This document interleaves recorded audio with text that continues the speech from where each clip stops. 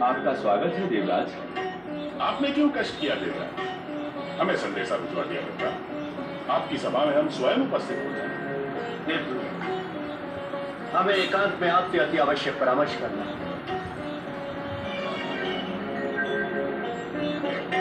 आए देवराज।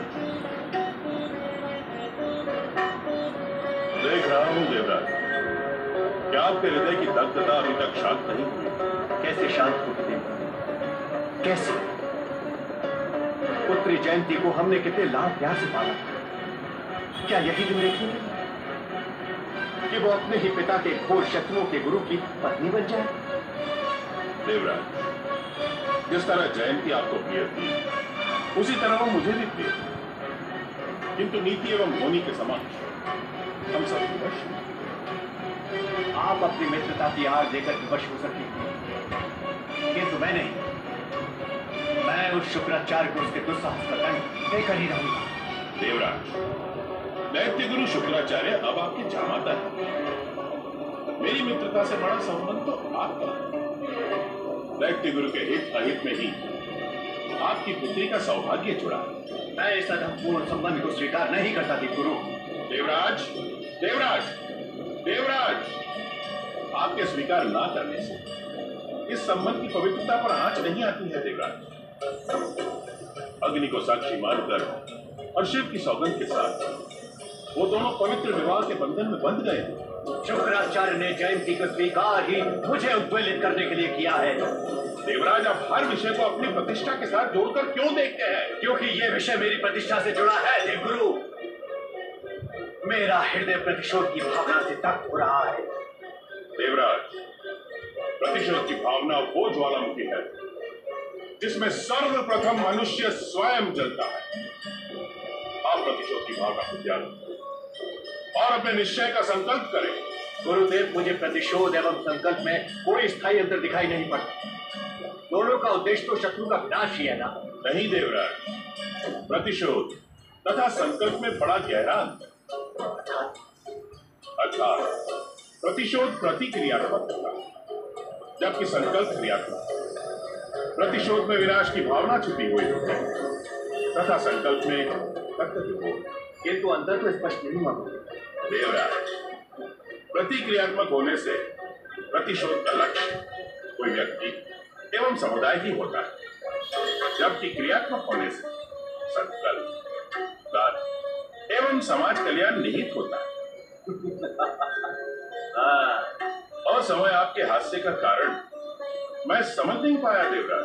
गुरुदेव, मैं प्रतिशोध की भावना से दग्ध होकर आपके पास एक योजना का परामर्श लेने आया, किंतु मैं देख रहा हूं कि मेरी योजना आपके संकल्प से जुड़ी है। यही मेरी प्रसन्नता का कारण। योजना? ऐसी योजना? मुझे स्वर्गलोक के गुप्तचरों द्वारा ज्ञात हुआ है कि शुक्राचार्य और जयंती अनिश्चित समय के लिए अज्ञातवास में चले गए। हमें उस बात की सूचना मिल चुकी है देवराज। मेरी योजना शुक्राचार्य और जयंती के अज्ञातवास से संबंधित थी। देवराज, कहीं आप शुक्राचार्य एवं जयंती के वैवाहिक जीवन में बाधा डालने की योजना तो नहीं बना रहे हैं? नहीं, कदापि नहीं। देवराज, धर्म सम्मत विवाह एवं नीति सम्मत संसर्ग करने वाले सभी स्त्री पुरुष की रक्षा का दायित्व प्रभु शिव शंकर का।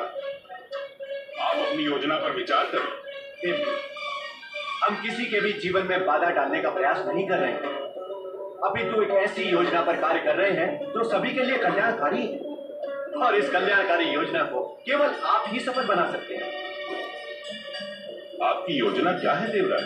देखो, शुक्राचार्य की अनुपस्थिति में आप शुक्राचार्य का रूप धारण करें, असुरों के मन में देवताओं के प्रति बैर एवं द्वेष को समाप्त करें, उन्हें प्रतिशोध एवं संकल्प की ऐसी शिक्षा दें कि असुर सदा सदा के लिए स्वर्ग पर आक्रमण करने का विचार ही त्याग करें।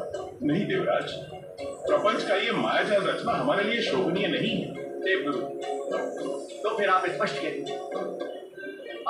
कह दीजिए कि आप देवताओं के गुरु होते हुए भी उनकी किसी भी प्रकार सहायता करने के इच्छुक नहीं हैं। देवराज, ये कार्य अनुचित है। यदि आपके उपदेश सुनकर असुरों की आसुरी वृत्ति जाती है तो इसमें अनुचित क्या? ये तो आपके द्वारा व्यक्त संकल्प का मार्ग है, लोक कल्याण का मार्ग है। उत्तर दे देखो, क्या इस चिर प्रतीक्षित अवसर का लाभ उठाना देवताओं के लिए अनुचित होगा? क्या इस कार्य में लोक कल्याण की उदार भावना नहीं है? उत्तर दें आप। देवराज इंद्र, मैंने देवाधिदेव शिव शंकर को वचन दिया है कि मैं देव दानव युद्ध को समाप्त करने का हर संभव प्रयास करूंगा।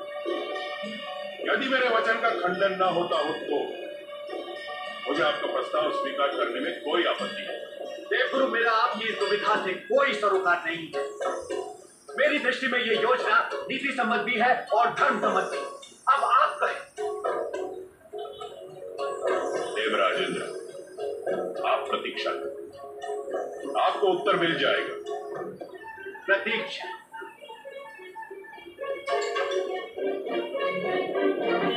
असमय आपके समीप आने के लिए क्षमा प्रार्थी है। पुत्र, देवराज इंद्र के प्रस्ताव से मेरा मन दुविधाग्रस्त है। मुझे परामर्श दो कच्छ। मैं आपको क्या परामर्श दूं पिताश्री? मेरे ज्ञान के समस्त मार्ग आपसे प्रारंभ होकर आप में ही समाप्त हो जाते हैं। किंतु क्या पुत्र, निसंकोच कहो। आप